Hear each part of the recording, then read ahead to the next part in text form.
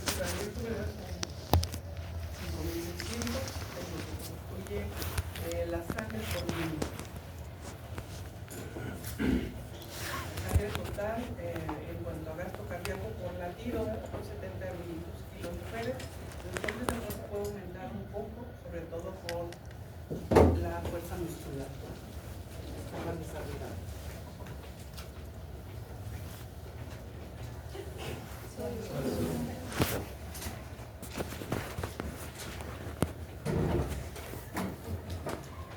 Aquí tendríamos la sangre, ¿verdad? No sé si ya les toqué a ustedes, porque de pronto cuando están ahí en el internado ustedes hacen el uso de eso, ¿verdad? No en todos los hospitales, pero en algunos hacen todo el proceso. Entonces vemos que la sangre cuando la centrifugamos, así la veríamos, donde tendríamos que predomina la fracción líquida relacionada al electrón. Donde la fracción líquida del 100% pues el 55%, que tiene bastantes proteínas, estaría en el plasma, además de otros elementos, pero las que predominan son las proteínas. También tenemos células, de esta capa blanca hacia la roja, que constituye el 45% del total de la sangre. Y bueno, tendríamos que entender también que es el hematocrito. El hematocrito vendría a ser esta porción de elementos formes sin el plasma. Entonces, salud. El hematocrito, pues también en hombres es el 45%, en las mujeres 40%, porque recuerdan, pues precisamente porque hay un poco de menos masa muscular, además de los sangrados, pues eso genera relativamente una menor cantidad de sangre. En los hombres, que es más músculo, ¿verdad? Tendría que ser como requeriríamos de mayor oxigenación. Además, la testosterona favorece un desarrollo muscular mayor, eso favorecería también que estuviera en esta parte del 45%. Si se fijan, el hematocrito en el recién nacido es 35%, porque hemos dicho que todo el volumen era adicional, que incluso cuando se nace el bebé está un poco hinchadito, porque incluso tiene bastante líquido, y ahí el hematocrito es el 35% hasta los 2 meses. Entonces tiene un hematocrito menor, porque hay mayor cantidad a expensas, o sea, el líquido a expensas del líquido extracelular. Pues a partir de los 2 meses tendríamos esta distribución de hematocrito en el niño. Habíamos mencionado que las proteínas son las que son más importantes, los 7 gramos por decilitro, donde tendríamos albúmina, fibrinogen, incluso son parte del sistema de coagulación, globulina, factores de coagulación. Bueno, vean aquí la albúmina, serían los valores normales, entonces la producción de los eritrocitos pues dura 120 días, hay una pérdida entre 10 a 20 miligramos por día. Menos, ¿no? Fibrinógeno de 150 a 300 miligramos de decilitro, que ya lo veremos ahí cuando veamos la plaquetas, función plaquetaria, y pues todas las inmunoglobulinas que están ahí, que también son proteínas. Lo vemos en inmunidad. Entonces, también tenemos lípidos y carbohidratos, pero los que predominan son las proteínas. Esta tablita incluso la van a encontrar en Boro, donde ahí nos dice cuáles son, además de estas que son importantes, algunas más, en todas las inmunoglobulinas, cuál es su función, que les digo, la veremos a través del inmuno, y bueno, algunas otras están ahí. También tenemos más o menos en esta distribución los elementos celulares, donde tenemos las células de la sangre. Estos elementos formes pues, se forman en la médula de los huesos. Aquí tenemos el glóbulo blanco, el rojo, las plaquetas, médula de hueso, donde la formación le constituye un 25% de eritrocitos y leucocitos en el 75%.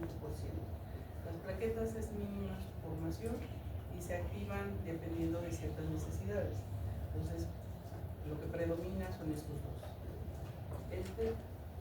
Vamos a ver su vida media, ¿verdad? Eso hace la diferencia de por qué 75% los leucocitos y 25%. Estos tienen una vida menor en relación a los eritrocitos. Entonces, y las plaquetas, bueno, el gluten es poco. Entonces se forman en la médula ósea de huesos en el adulto. En el feto se empiezan a formar en el hígado y en el vaso. En el adulto, si viéramos que están formados en hígado en vaso, pues habría que pensar que hay algo patológico. Además de la sintomatología que identificaríamos. Entonces, estas células se forman a partir de la hematopoiesis de una célula pluripotencial que está en médula, donde se empiezan a generar tipos celulares, que van a ser precursores hasta que llegamos a la formación de todas las células sanguíneas, donde vemos esta célula pluripotencial que está estimulada por intermediarios químicos, como vemos estas interleucinas o factores derivados de diferenciación de colonias, y luego a partir de ellos hacemos una división de dos células comprometidas, como el sistema mielocítico y el sistema linfocítico. Yo aquí le puse una estrellita, me fijan aquí a la interleucina 3, porque a partir de aquí, entonces aquí la tenemos y esta es invariable en todas las etapas, por eso requerimos esta interleucina 3 y factores estimulantes de colonias, que después de formar el sistema mielocítico, que se diferenciaría a partir de estas interleucinas, factor diferenciador, pues entonces vemos que empezamos con precursores de todas las células sanguíneas. Luego viene, después de esto se diferencia a factores inductores de la diferenciación, donde estarían todos los precursores, ¿verdad? El clorefibroblasto para la célula sanguínea, mieloblastos, mielocitos para las plaquetas y todos los precursores de las células de los glóbulos blancos, ¿no? Para que luego se formen. Y aquí están también las células 8, células B, y los linfocitos T y los linfocitos T, donde vamos a ver ahorita en inmunidad cómo se diferencian para hacer los CD4, los CD8 y los inhibidores. Entonces de esta hematopoiesis pues se derivan todas las células. Y bueno, vamos a empezar con eritrocitos, donde el eritrocito, pues esto ustedes ya lo vieron, ¿verdad? Incluso hicieron algunas prácticas, no sé, bioquímica o micro, donde pudieron identificar a su eritrocito, podían ver las características, que son bicóncavos, anucleados, cuando ya son maduros, pues son anucleados, tienen un diámetro de 7,5 y un espesor máximo de 2, porque son al centro, ¿verdad? El espesor es menor, por eso se ve así, ¿verdad? El centro es mucho menor en relación a la parte del sistema. Pues en el varón son 5.200.000 más o menos 300.000, en las mujeres 4.700.000 más o menos 300.000. Y vemos que la diferencia mucho es la estimulación del desarrollo muscular más el efecto hormonal, ¿verdad? En la mujer es el estrógeno y en el hombre la testosterona. Entonces tiene una vida media de 120. Bueno, esto es lo que tendríamos que ver cuando ustedes ven una biometría hemática. Tendríamos que indicar la concentración de hemoglobina. Es hemoglobina media, son 35 gramos por decilitro, 29 a 35 gramos de hemoglobina corpuscular media por eritrocito.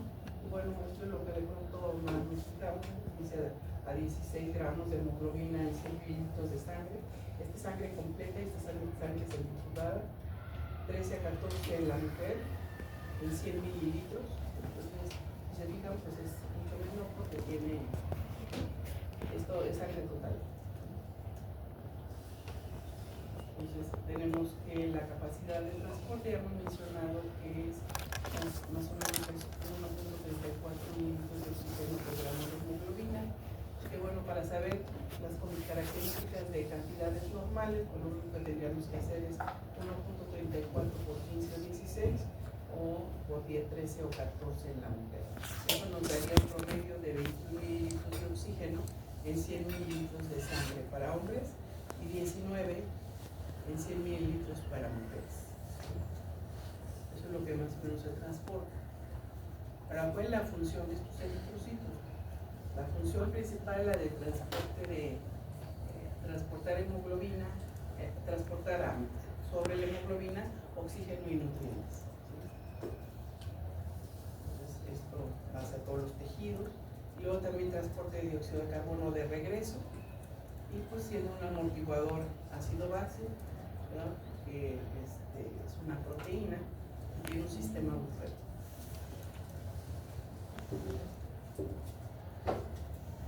Tiene implicaciones en el eritrocito, hay vías metabólicas que le ayudan a hacer sus funciones, ¿verdad? Finalmente, por ejemplo, tenemos que puede producir glucólisis, o sea, requiere del 90% de glucosa para favorecer ATP, y conversión del 1,3-difosfoglicerato a 2,fosfoglicerato. ¿Se acuerdan de qué función tenía esto? Porque gracias a esta conversión, a través de esta enzima, la mutasa, puede formar 2,3-difosfoglicerato. ¿Qué hace el 2,3-difosfoglicerato? Que ya lo vimos en el pulmón.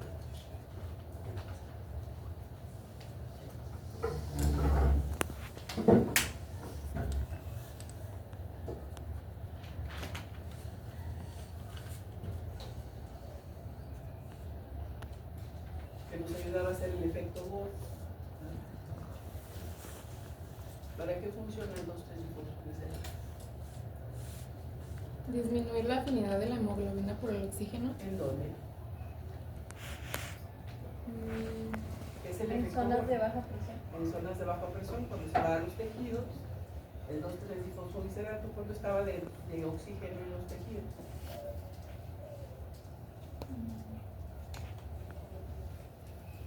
En el alveolo teníamos 100 y en los tejidos también teníamos.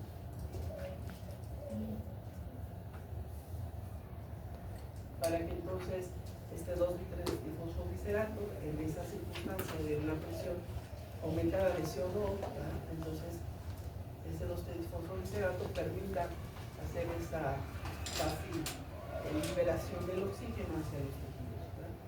Porque efectivamente disminuye la afinidad de la hemoglobina por el oxígeno, ¿verdad? En esos sitios. Que si ya es patológico, por ejemplo la fiebre, pues eso activaría también, ¿no?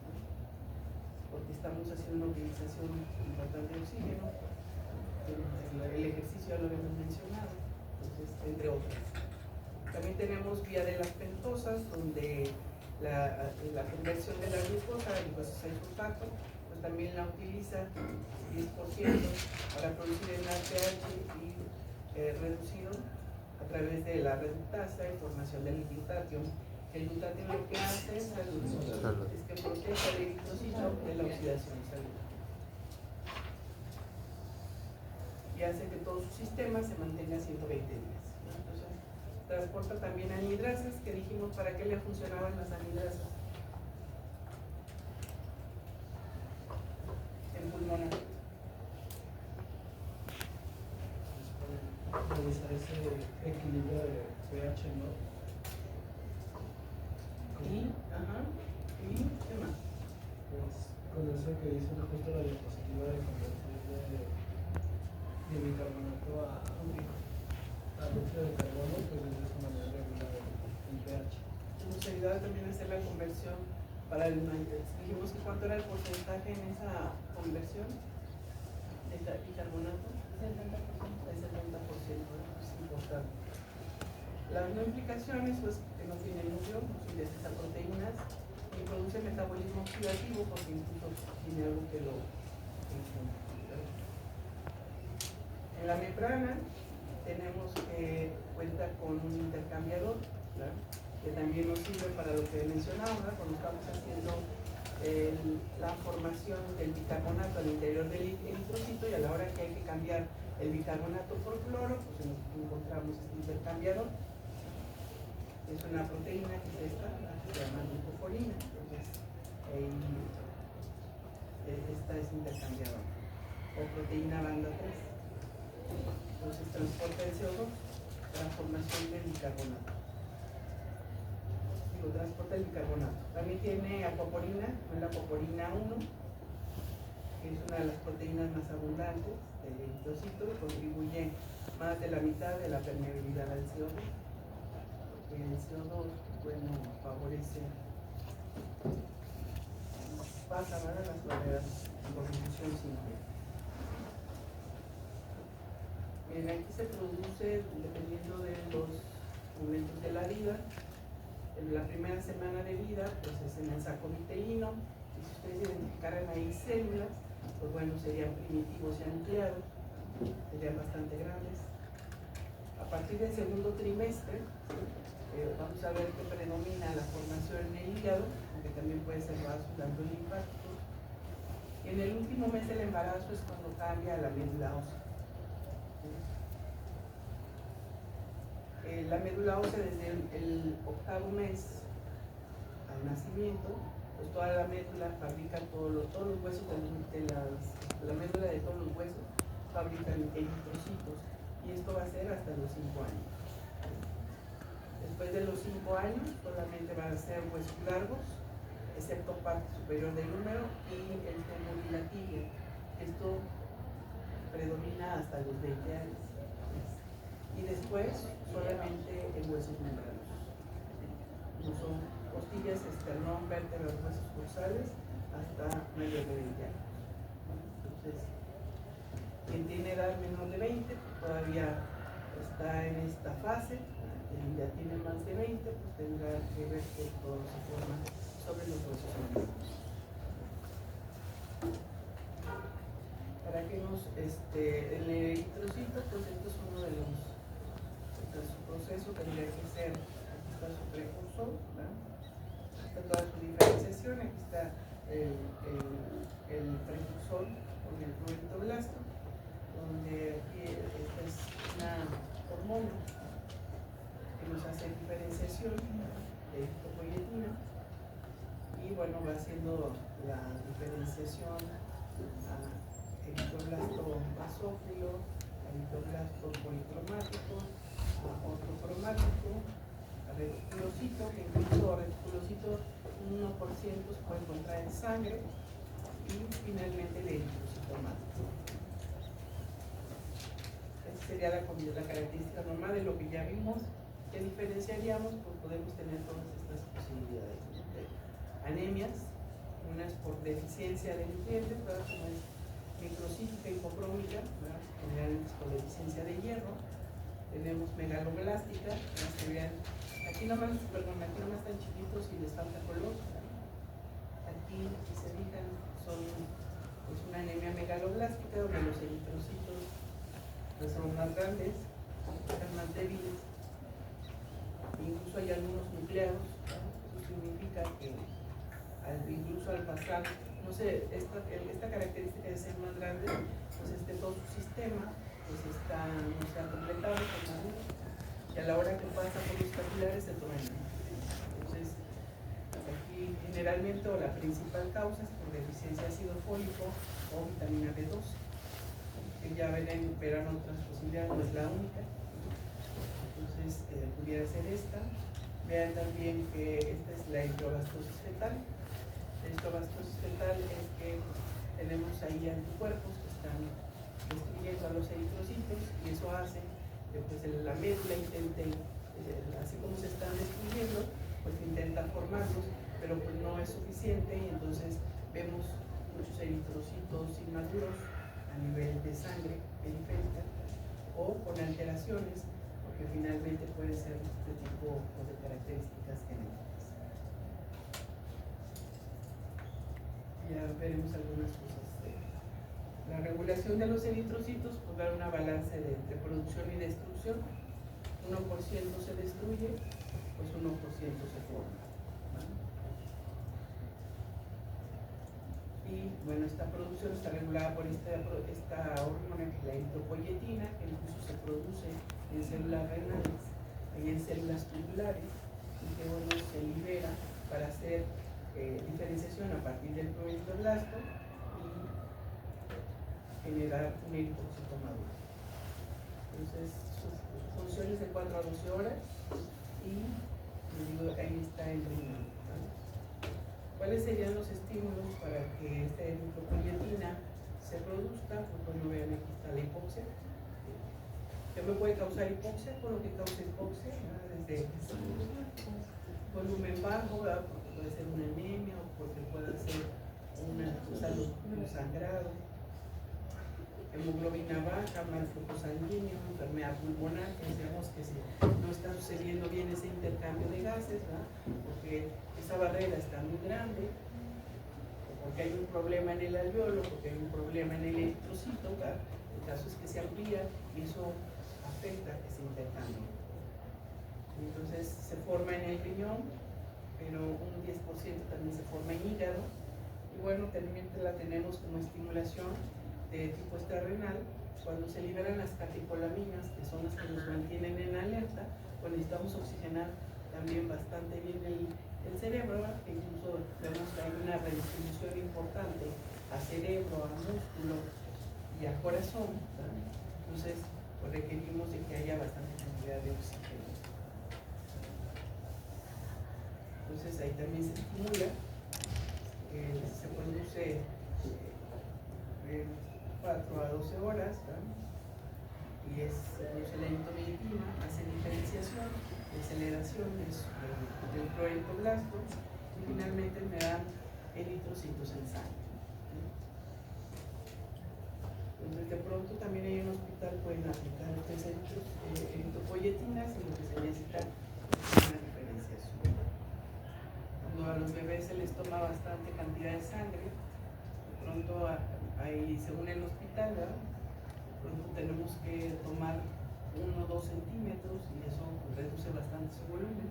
Entonces tenemos que estar apoyando, estimulando con eritropoyetina.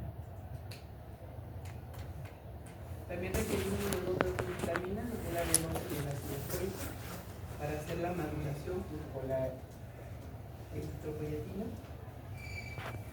Bueno, ¿qué tan importantes son estas vitaminas? Estas incluso son parte de la síntesis del ADN. Y pues bueno, muchas de las células, ¿no? De todas las células, pues vean que el eritrocito pues, también es importante. Y bueno, ¿qué pasaría si tenemos un déficit de vitamina B12 o ácido fólico? Pues tendríamos ADN anormal, fracaso en la maduración y división celular, que debe estar junto con la eritropoyetina. Y bueno, daríamos macrocitos, ¿verdad? Que son membranas delgadas, irregulares y ovales, y mayor fragilidad, que va a cortar 1/3 de la vida. Si son 120 días, ¿verdad? Pues le rebajamos 1/3, y eso estaría generado porque pues, a la hora que pasa por todos los vasos sanguíneos, pues esto se rompe. Que ocupa también esta proteína o hemoglobina para que pueda hacer su función, pues que tenga el eritrocito, pero tenga esta hemoglobina o proteína que se sintetiza desde que se inicia la diferenciación, perdón, hasta el reticulocito. Y bueno, esta vía ustedes la vieron en bioquímica, donde a partir de la glicina y succinilcolina pudieron ir estimulando a través de estas enzimas hasta que llegamos a la protoporfirina, donde aquí se le agrega una proteína de grupo hemo más hierro, y esto genera, bueno, esto conforma el grupo hemo y una globina para que entonces se forme la hemoglobina. Entonces consta esta hemoglobina de 4 cadenas de globina. Aquí tenemos 4, se fijan, está de diferente color.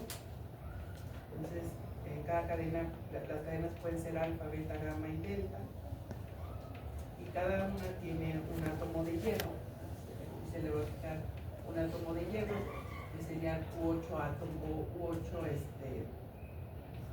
son 8 átomos de oxígeno o 4 moléculas de oxígeno, porque es O2, ¿verdad? Son 2 oxígenos por cada molécula de oxígeno, o también si los dividimos serían 8 átomos de oxígeno. Entonces las hemoglobinas, aquí las tenemos, ¿verdad? Donde la hemoglobina del adulto pues tiene 2 cadenas alfa y 2 cadenas beta, eso es lo normal, la mayoría de nosotros tendríamos que tener ese tipo de cadenas. También está la fetal, que son 2 cadenas alfa y 2 cadenas gamma. Está también la hemoglobina A2 del adulto, porque ahora ya hay subgrupos y se ha identificado que hay A1 o A2. Entonces tenemos que son 2 cadenas alfa y 2 cadenas delta. Hay hemoglobina Grover y hemoglobina Portland, que esta ya está más relacionada con problemas o alteraciones sanguíneas. Esta es embrionaria, la Grover 2, y son 2 cadenas alfa y 2 cadenas epsilon, y la Portland 1 y 2 son 2 cadenas Z y 2 cadenas gamma. Entonces, pues bueno, tendrían que tomarlo, traen porcentajes. La que predomina es la del adulto.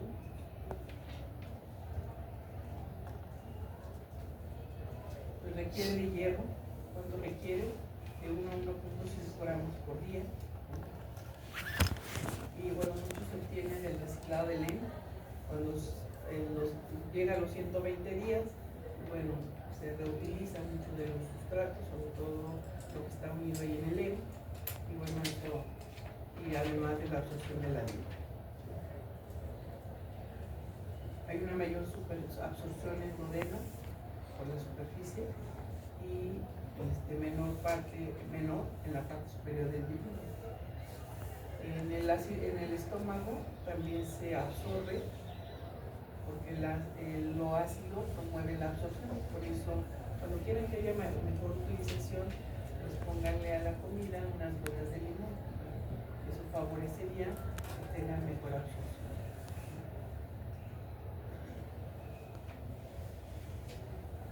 Cómo se distribuye, aquí está lo de la dieta más lo de la absorción, de la utilización del heno. Pues bueno, aquí la gran mayoría se va a formar topoyesis sobre la médula ósea, 65% para formar hemoglobina, 4% se va al músculo. En el músculo hay forma mioglobina, que sería una sola proteína. El 1% está en diversos compuestos, desde lo que es el hemo, oxidación intracelular, están otros, o el 0.1% está en la transferrina. ¿Qué es la transferrina? ¿De acuerdo a lo que venimos?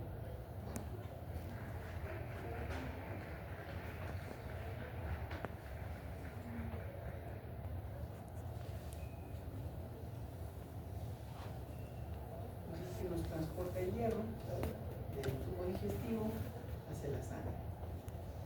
Y 15 a 30 está en el sistema reticular endotelial, que serían células del parénquima hepático, como ferritina, entonces ahí se almacena. ¿Por qué es importante esto? Porque cuando ustedes quieran saber si una anemia es aguda o crónica, pues tendrán que tomar no solamente la hemoglobina, tendrán que tomar la transferrina y la ferritina, ¿sí? Porque si es aguda, pues solamente tendremos reducida la cantidad de hemoglobina dentro del eritrocito, pero si es crónica, pues entonces no tendríamos almacenamientos de ferritina y estaría reducida incluso la transferrina. Entonces, de esa forma pueden identificar una parte aguda o crónica. Y bueno, que también hay pérdida de cómo se elimina, pues hay una pérdida diaria de 0.6 a 1 miligramos por día a través de las heces. Esto sucede en hombres y mujeres, sin embargo, en la mujer, además por eso también la hemoglobina es menor, porque hay una pérdida sanguínea menstrual que puede ser hasta de 1.3 miligramos por día, que esa pérdida no la tienen los hombres. Entonces, eso hace que incluso se pueda perder 14 miligramos por periodo, que es bastante. Pues hay que estar suplementando, hacer una alimentación adecuada, sobre todo en invierno. Y ahí esta pérdida adicional puede agravar si se produciera una hemorragia. Entonces, eso es lo que se pierde.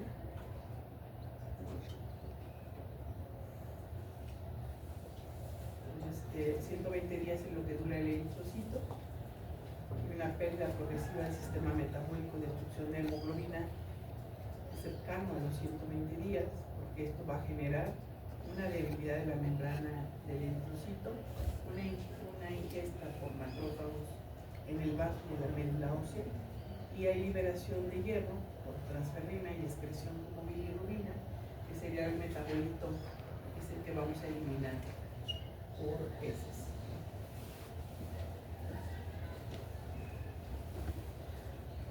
Entonces, más o menos, si tuviéramos el transporte, está el hierro absorbido a partir del intestino, y tenemos la transferrina, que es la que lo transporta hacia la sangre, donde podemos tener hierro libre para hacer toda la función, desde formar el hemo a través de activación enzimática, ir a almacenarlo como ferritina o incluso en los tejidos como mucinerina, y esto hace que entonces este hierro puede almacenarse o puede haber esta cantidad libre pues va en forma, libre, también forma a través de la transferrina. Bueno, aquí vemos que forma la hemoglobina, y en el de la hemoglobina, pues estos macrófagos, una vez que son los 120 días, pues entonces lo destruye o lo degrada y forma la bilirrubina, que son sus metabolitos inactivos, y también esto favorece que también hay una pérdida de sangre de 0.7 miligramos de hierro diario, sobre todo en la menstruación, y bueno, que también pueda ser excretado 0.6 miligramos al día de lo que está en la transferrina. Entonces, eso nos mantiene más o menos ahí la cantidad de hierro mencionada. Entonces, los macrófagos van a liberar el hierro al plasma mediante ferroportina, que es una proteína de la membrana, ¿no? Pues a partir de ahí la van liberando. Las células que necesitan hierro pues poseen estos receptores de membrana, ¿no? A los que se les va a unir la transferrina y luego la va a interiorizar. Y pues dentro de la célula de hierro se libera de la transferrina, se reduce y pasa al estado ferroso para poderlo incorporar al hemo o almacenarse como ferritina o en mucinerina, en los tejidos. Cuando esta se aumenta, pues esto puede causar datos de insuficiencia renal. Entonces aquí están, vemos 120 días, todas las enzimas citoplasmáticas que ayudan a hacer las funciones en el eritrocito, como ya las habíamos mencionado. Pues bueno, hay una pérdida progresiva de este sistema metabólico y destrucción de la hemoglobina a través de los macrófagos.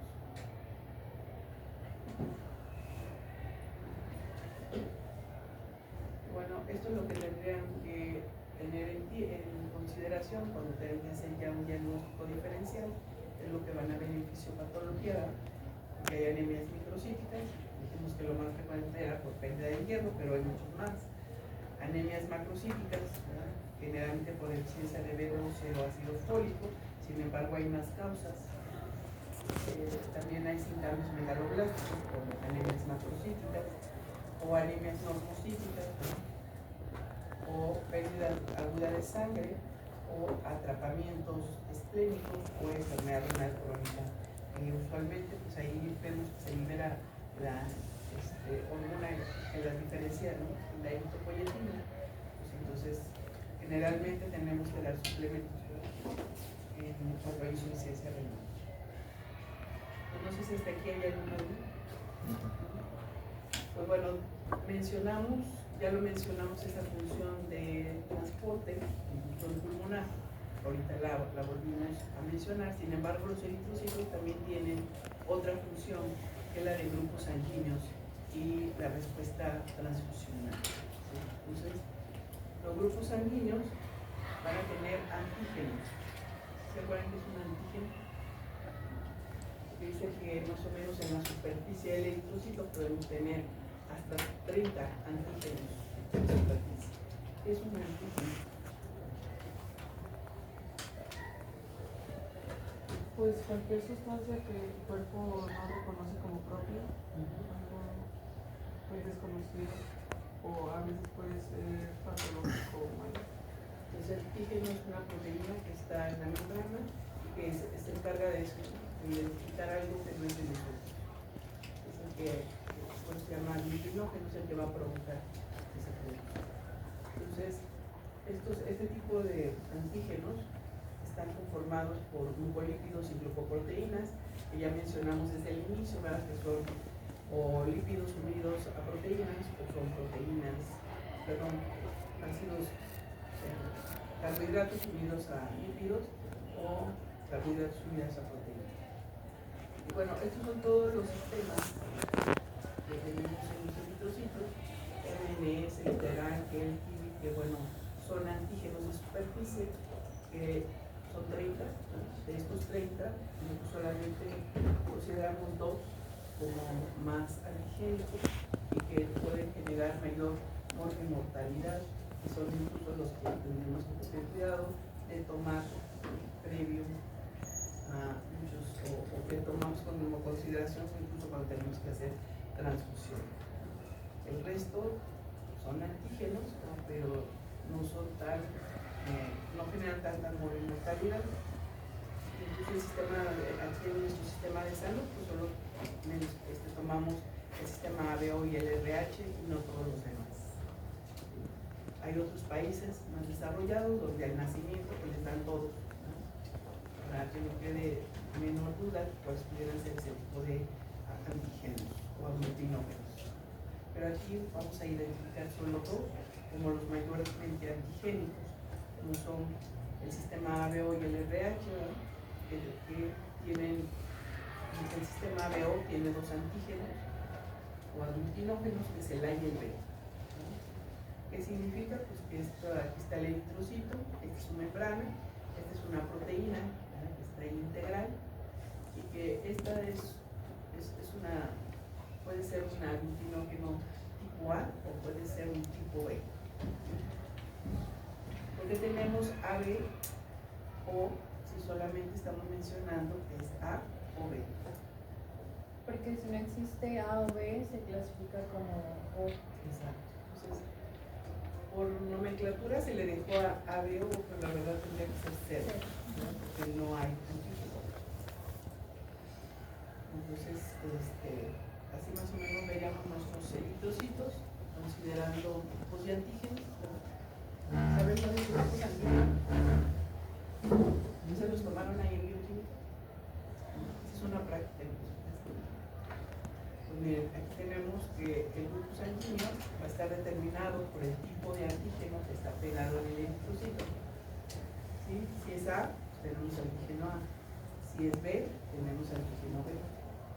Si es AB, tenemos antígeno A y B. Y si no tenemos antígenos, pues es O o C. Entonces, de esta forma, pues tenemos 4 tipos sanguíneos, dependiendo del antígeno que está en superficie. Y vean que dice que la prevalencia del O es del 47%, del A el 41%, del B el 9% y de la B el 3%, considerando solamente estos antígenos de superficie. ¿Quiénes de ustedes son grupos sanguíneos? Levanten su mano. O C, ¿no?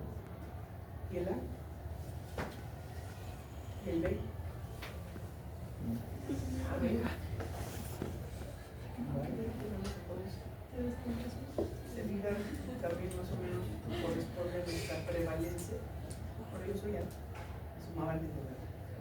Incluso el de A ya tenemos un grupo A1 y A2 también.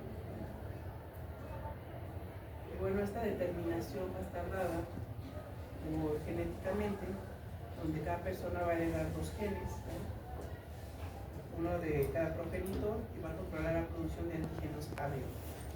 Entonces, esto va a generar lo siguiente: el antígeno codifica para A y B, van a ser dominantes porque A es si existe el A o B existe el B. ¿Sí? El O, que no tiene antígenos, pues es el recesivo.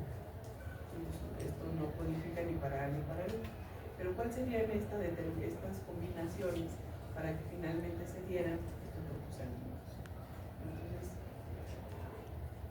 El antígeno A y B se van a mostrar como I A y B, que son dominantes, y el O como dos I y no suyos, ¿no? Entonces, podemos tener combinaciones, por ejemplo,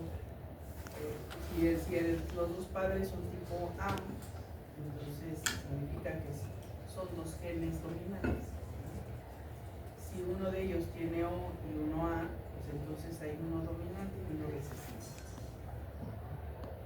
Esto me va a dar que de acuerdo al genotipo, yo de un tipo sanguíneo. Si son dos padres recesivos, pues el tipo de sangre será O. Si son un padre, o sea, estas combinaciones me puede dar un tipo sanguíneo A, porque aquí aunque tengo un recesivo, pero hay uno que es dominante y se expresa en dominante. Y aquí son dos dominantes, el tipo A. El OB o BB también me va a dar tipo sanguíneo B. El AB, pues no son dominantes, pero aquí están el A.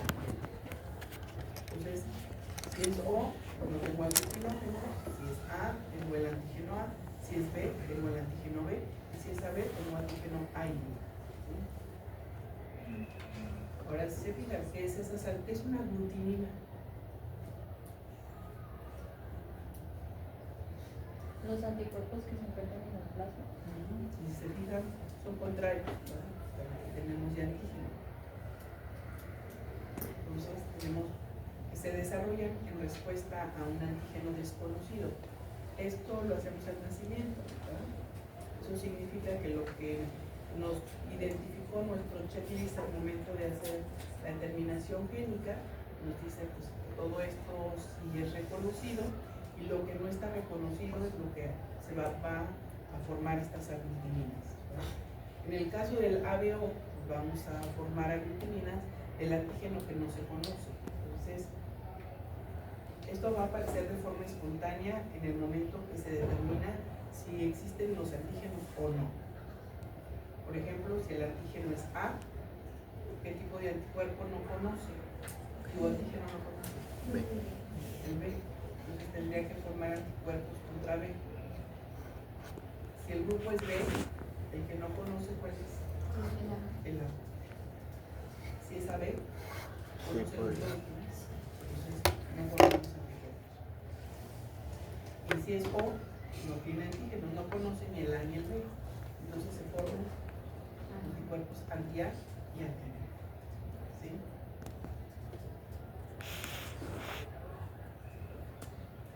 Entonces, el antígeno, cuando no hay antígenos, pues entonces se forman anticuerpos anti-anti-B.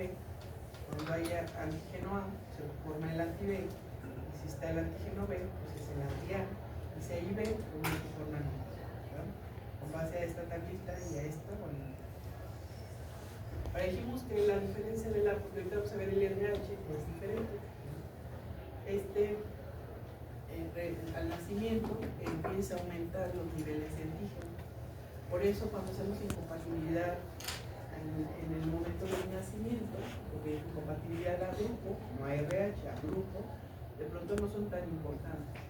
Y si identificamos eso, pues le podemos decir a la mamá que solamente lo que se ponga al sol, cuando le decimos que si hay una incompatibilidad, pues entonces más o menos entre las 9 y las 11, ¿no?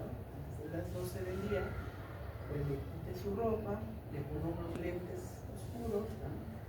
Y lo exponga a través de un cristal unos 5 minutos por un lado, y luego pues, quítale toda la ropita y luego lo volteamos para que le dé el sol, no después de las 12, porque luego vienen estímulos importantes del sol, pues le podemos causar una quemadura. Entonces tiene que ser en ese tipo de sol, y eso va a metabolizar la bilirrubina, que de pronto puede estar aumentada porque si estamos destruyendo eritrocitos, pues viene el incremento de la bilirrubina, que ahorita vamos a ver cómo se produce la hemólisis, ¿no? Entonces, los niveles de estos anticuerpos empiezan a formarse entre los 2 y 8 meses, ¿no? Inicio de producción mayor, porque les digo, el nacimiento es muy leve. El título máximo se alcanza a los 8 o 10 años y se desciende de forma gradual después de los 35 años. Son proteínas gamma, este tipo de anticuerpos, la mayoría IgG, IgE, ¿no? IgM es para cuando está más agudo, ¿vale? Y después cuando está más crónico. Entonces, formación de aglutininas en respuesta a antígenos no específicos. En el ABO son espontáneos. ¿Sí? También los podemos provocar a través de alimentos o bacterias. También vamos a ver sus rash generalizados, generalmente después de alimento, pues es que la sangre de la vaca o de lo que estén comiendo puede generar una hipopatología o las bacterias. Eso de menor respuesta. Ahora, ¿cómo sucede esa reacción transfusional? ¿Qué necesitamos? Cuando se hace el cruce de sangre no compatible, tendremos que unir siempre, debe haber la unión de un anticuerpo contra un antígeno. Entonces, si en este caso, por ejemplo, el antígeno es A, pues debe haber un anticuerpo en sangre que sea A, para que se pueda unir ese anticuerpo al antígeno. Entonces, tenemos aquí este es un marcador, más para exponer pues, este anticuerpo. Pero aquí tenemos el anticuerpo unido a un antígeno. Les digo, puede ser el A. Entonces, si es el A, pues ocupa un antígeno A, para que entonces haga una reacción antígeno-anticuerpo, que sería la primera. Y luego, después de esta reacción antígeno-anticuerpo, pues puede suceder lo que es la aglutinación, donde se van a agrupar más eritrocitos. O sea, este anticuerpo tiene la capacidad de fijar más eritrocitos. Entonces, en este mismo anticuerpo está fijando otros eritrocitos y eso hace que el eritrocito entonces empiece a concentrar, haga una aglutinación e incluso se separe del plasma. Y luego, como esto está identificándose como algo anormal, entonces vienen los fagocitos que están ahí dispuestos a eliminar lo que puede generar daño. Entonces, esto genera destrucción y liberación de hemoglobina por la hemólisis, porque empieza a destruir estas aglutinaciones, estos macrófagos que están ahí en sangre. Digo, que están en tejidos y pasan a la sangre.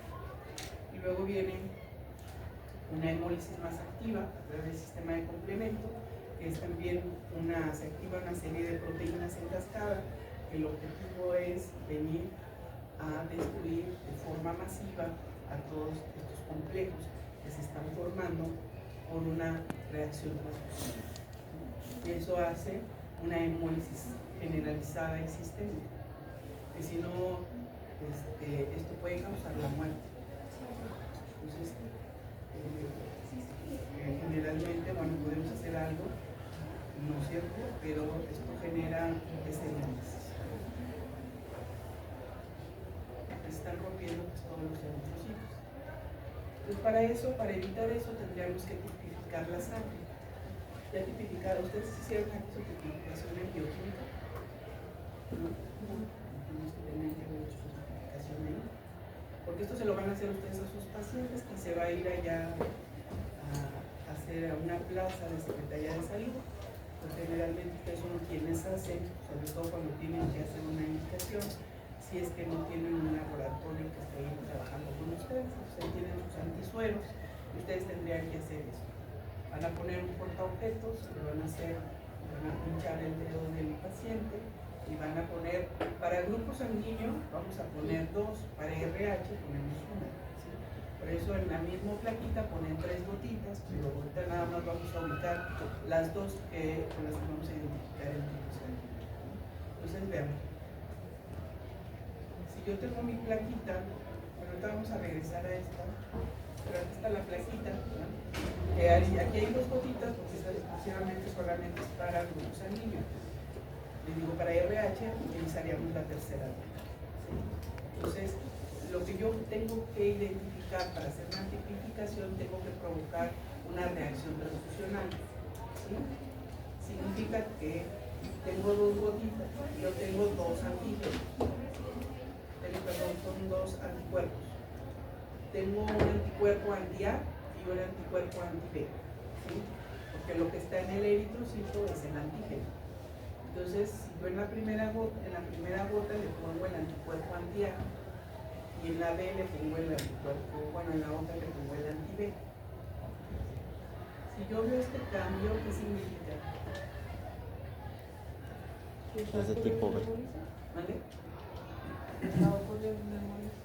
Está ocurriendo una hemólisis. ¿Qué tipo sanguíneo sería? ¿Es B? Sí, es esa. ¿Seguro es B? ¿Tipo? Esa. Porque esa entidad se va a atacar a los... Estamos generando todo esto. ¿verdad? Entonces, este es un grupo sanguíneo A. Y de veras, tienen que hacer, porque imagínense que les digan que es B, con el grupo B y les pasa una reacción sistémica.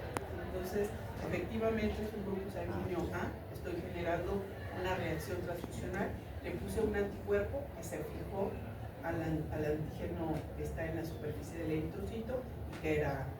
Entonces estoy haciendo una reacción transfusional, vean cómo aquí incluso ya está la aglutinación, está separando el plasma, incluso se ve separado el plasma y se ve apelotonado los eritrocitos, y esta es una reacción transfusional. ¿Sí?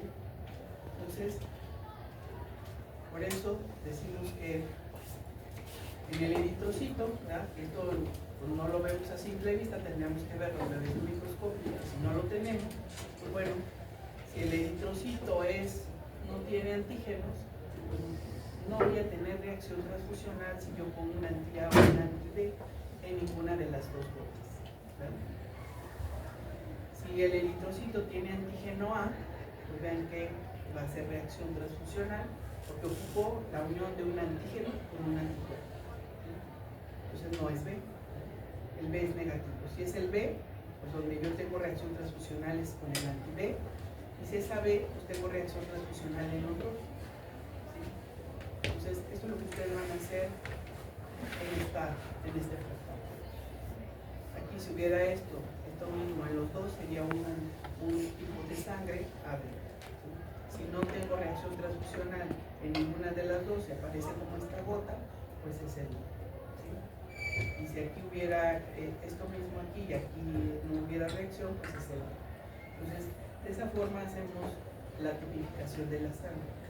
Ahora, a pesar de eso, podría ser que tuviéramos menos reacción porque actualmente ya tenemos formas de separar el plasma de los eritrocitos. Ustedes tendrán la capacidad de decir si quieren transfundir sangre completa o transfundir solamente glóbulos rojos, ¿sí? Haciendo que haya menos reacción. Porque vean lo que dice aquí, dice que la aglutinación de eritrocitos del donante va a ser mucho mayor un poco del receptor. ¿Qué significa? Aunque yo ponga sangre sin glutatinas. Eso me va a poder ubicar que en un momento dado ustedes tengan que decidir, ¿no? Luego tenemos ahí que el O es el donante universal y el AB es el receptor universal, pues bueno, mucho tiene que ver con eso. Entonces vean, dice que hay unas incompatibilidades de sangre, dice que el plasma del donante se diluye en el del receptor. ¿Sí? O sea, y eso disminuye títulos de anticuerpos. Y en el anticuerpo del receptor aglutina el receptor del donante. ¿Sí? Traen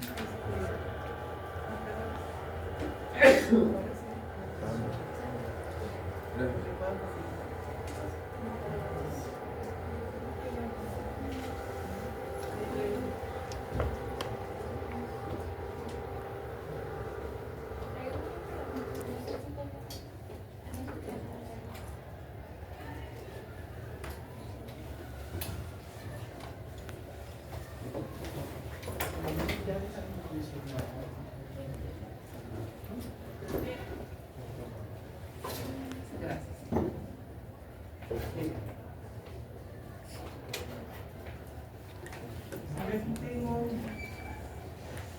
al receptor, ¿sí?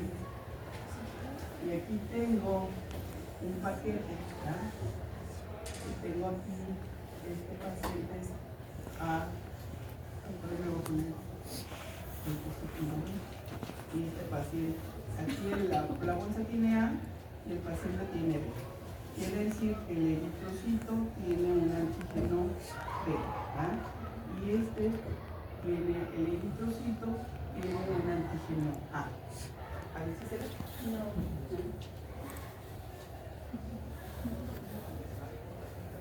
Lo voy a poner acá arriba. Esta es la bolsa, este tiene A. Los eritrocitos tiene antígeno A. Y aquí tengo anti-B. Aquí tengo B y aquí tengo anti-A. ¿Sí? ¿Qué es lo que va a hacer más reacción? Este antígeno al entrar aquí con los anticuerpos o estos anticuerpos que van a entrar aquí con este eritrocito. ¿Dónde va a haber más reacción? Aquí yo tengo solo 500, 200 mililitros y aquí son 5000 mililitros. Nivel corporal. ¿Qué va a hacer más reacción? Cuando entra este con este o este con este. ¿Qué hace más reacción? El anti-B. ¿Cuál? El anti-B. No, cuando el anti-B. Este, porque luego, fíjense, si son 400 mililitros, quiere decir que el 45% son células. ¿Sí? Y el 55% es plasma. O sea, es menos, ¿eh? Aquí igual, ¿verdad? 55% es plasma y 45% son células. Entonces, ¿qué? Este es el que va a tener más reacción con este. ¿Sí? Fíjense lo que dice, el plasma del donante se diluye del receptor y disminuye el círculo de anticuerpos del donante. Lo que va a tener más reacción es los anticuerpos y los eritrocitos que tienen el antígeno cuando entran en contacto con estos anticuerpos. ¿Sí? Este con este es lo que va a tener mayor respuesta. Porque yo tengo, aunque sea menos cantidad, pero hay mayor cantidad de anticuerpos, y dijimos que los anticuerpos empiezan a aglutinar muchos de los eritrocitos. ¿Sí? Sí voy a tener reacción de este con este, pero el que va a tener más reacción es el anti-A sobre el antígeno del donante. Eso es lo que me va a hacer una mayor reacción transfusional y es lo que me puede generar este tipo de problemas. Entonces, no sé si queda claro, ¿sí? Porque tenemos más cantidad de anticuerpos, que son 5000 mililitros, ¿sí? De los que tenemos aquí en la bolsa, que son 400 mililitros. ¿Sí? Entonces, estos son los que atacan por mayor fuerza este antígeno que está entrando. ¿Sí? Entonces, a eso se refiere el que en respuesta a la reacción transfusional. Entonces puedo quitar, puedo pasar exclusivamente bueno, estos eritrocitos, ¿no? Entonces, ¿sí quedó claro? Voy a bajar. Ahora quiero que me digan, cuando no tienen otra forma de identificar, pero sí les asegura que tiene cierto tipo sanguíneo, o sea, es que no sé, o por qué el donante, ya con lo que ustedes ubicaron, por qué el tipo O es el donante universal. Pero tiene antígenos. Fíjense lo que ya mencionamos, que es lo que más reacciona. Entonces, ¿por qué el tipo O es el donador universal? Si yo no tengo otra opción, ¿sí? Pues utilizo el O. Pero ahorita también vamos a ver el RH, tendría que ser el RH negativo, ¿verdad? Pero, porque el eritrocito también va a tener el RH. Pero si estoy hablando exclusivamente del O, porque es el O, es un donante universal. No tiene antígenos. ¿Vale? No tiene antígenos y dijimos que ¿qué era lo que más reaccionaba? Porque tiene anti-A y anti-B. ¿Qué es lo que más reacciona cuando entra ese paquete globular al cuerpo? El antígeno detonante con los anticuerpos del receptor, ¿no? Entonces, si yo tengo O, que tenga anti-A y anti-B, a la hora que entra el eritrocito, pues no hay antígenos, entonces los anticuerpos del receptor no van a poder generar una reacción transfusional tan importante como la generación nacional. Por eso el tipo O, el donador universal. ¿Por qué la B el receptor universal? Porque tienen entre los dos. Ya Porque reconocido no por tiene los dos. anticuerpos, ¿verdad? Porque los anticuerpos son los que reaccionan con el eritrocito, no tiene anticuerpos, no va a haber una reacción transfusional tan importante. Pero acuérdense que hay otros antígenos. Entonces, pues, cuando hay que transfundir, lo ideal es identificar perfectamente el grupo sanguíneo para que tengamos los menos efectos. Pero si no, tendríamos que tener ahí de todos modos nuestro esteroide por cualquier cosa, ¿verdad? Porque hacemos saber alguna reacción que no se administra tratando de evitar una reacción transfusional mayor. Entonces siempre hay que tipificar. Si no, pues bueno, utilizamos este tipo de grupos, ¿verdad? Cuando tendríamos que aplicar alguna transfusión. También tenemos el otro sistema, ¿verdad? El sistema RH. ¿Sí? Bueno, si se hace una transfusión pues del grupo a un grupo, no sé, B, ¿no habría algún problema por los anticuerpos que tiene el anticuerpo B que tiene el O? Si tú quieres transfundir un B, Un O a un B. Que es, O a un B, sí es el O no tiene antígenos y el B tendría antígeno A, pero no tendría reacción transfusional. pero en la sangre no habría anticuerpos B. ¿En dónde? En el O.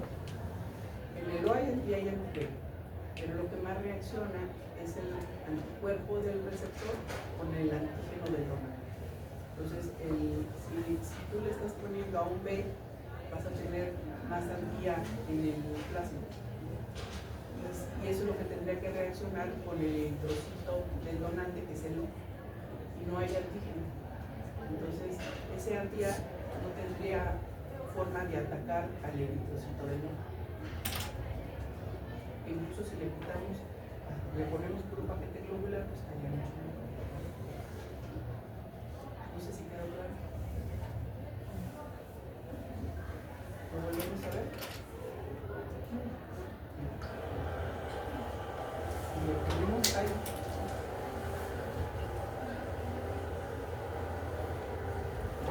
Si aquí tenemos B, esto que sí tenemos A. ¿Sí? Y aquí tenemos O. No hay antígenos. ¿Sí? Dijimos que lo que más reacciona es este con este anti-B, que es el 55% de 5.000 mililitros, que tiene gran cantidad de anticuerpos, va a reaccionar con el antígeno del O. Pero bueno, me refería principalmente a los anticuerpos A, B que hay presentes en el grupo sanguíneo. Aquí hay anti-B. ¿Vale? O sea, sí tendría reacción, pero no sería tan significativo. No, porque aparte de que son menos, y dice que se diluye, este anti-A es la mitad incluso del 55%, podría unirse aquí, pero es poco. Lo que tendría más reacciones con este, pero no hay antígeno. ¿Sí? No sé si está bien. Entonces por eso es el donador universal. Ahora, si yo le pongo solo paquete globular, pues ya no tendría esto. ¿Sí? Yo ya tendría un poco más de seguridad, ¿sí? Porque entonces no hay anticuerpos que vengan a este antígeno. ¿Sí? Y este no tiene, ¿no? Entonces también sería como un factor si yo le pongo exclusivamente el paquete globular. Doctora, Sí. ¿cree que podemos tomar nuestros 5 minutos para